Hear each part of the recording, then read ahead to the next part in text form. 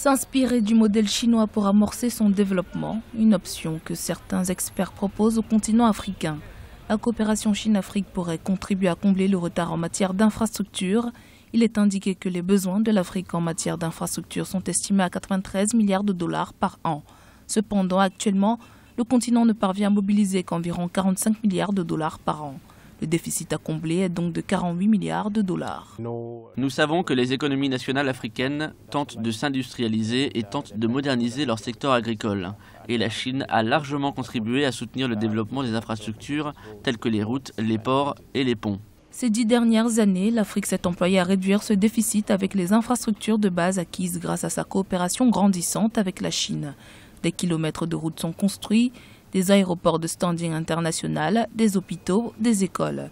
Cependant, certains observateurs décrivent un déséquilibre de cette coopération au profit de la Chine, chose dont le géant asiatique se défend. Je pense que les choses se sont beaucoup améliorées.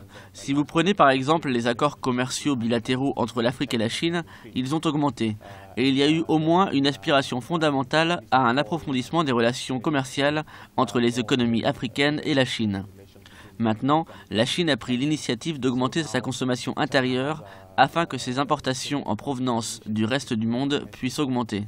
C'est pourquoi cette coopération sud-sud en cours bénéficiera bien entendu à l'Afrique.